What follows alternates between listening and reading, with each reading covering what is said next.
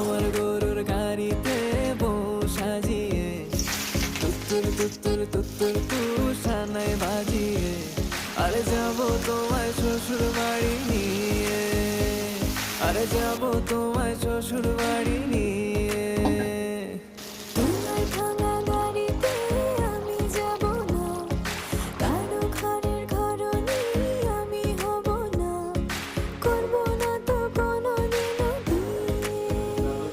আরে যাবো তোমায় শ্বশুর বাড়ি নিয়ে।